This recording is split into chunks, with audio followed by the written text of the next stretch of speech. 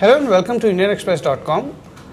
Foreign Secretary S Jaishankar has written a letter to his counterpart in Pakistan on proposed Indo-Pak talks. This is the second letter Jaishankar has written on the issue.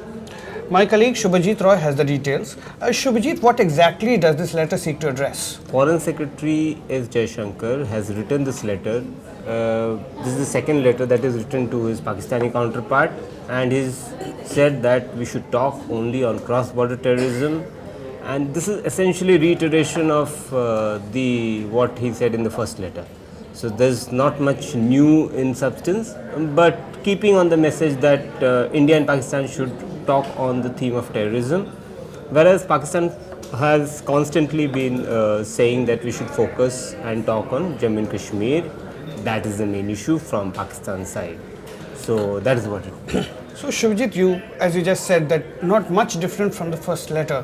So why the need for a second letter? Because Pakistan has been hell-bent on this, keeping on the same issue of Kashmir, because they have been lobbying with the international community on Kashmir.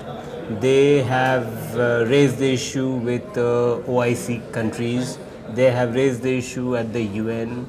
They have briefed all the UN P5 countries on Kashmir situation, and they're trying to draw the attention of the international community on Kashmir.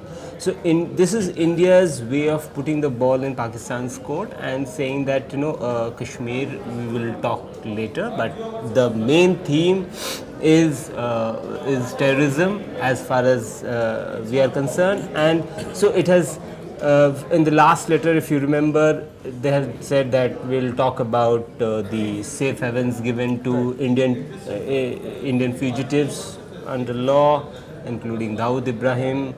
They had also talked about international terrorists who are in Pakistan and operating with complete freedom, which include Hafiz Saeed and Maulana Masood Azhar.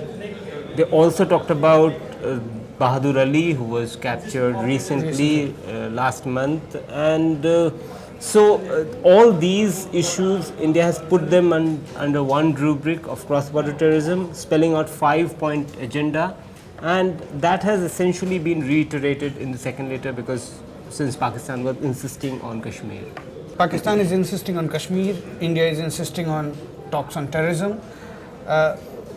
So it's sort of none is budging from their position. So what next? It's like a stalemate situation right now, because both sides are in their maximalist positions, have taken their most hardened positions.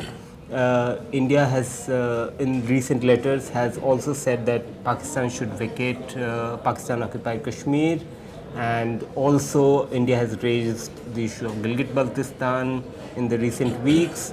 And Balochistan obviously has come out in a different context, but yes, India has raised Balochistan issue as well.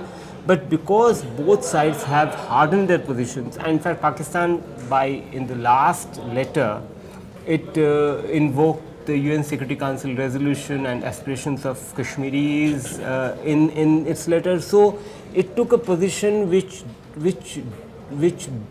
is a retreat of sorts to the pre-dialogue years, when Pakistan would say that we would talk only if we are talking about implementing UN Security Council resolution. Now, no India-Pakistan dialogue has happened with Pakistan insisting the precondition of UN Security Council resolution.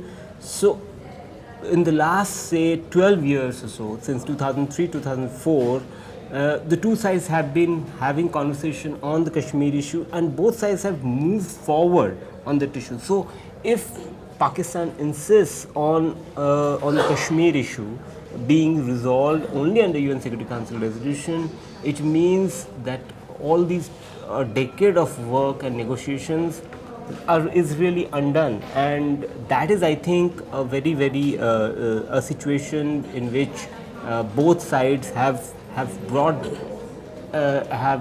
themselves in two corners, and it's really right now it looks like it needs a very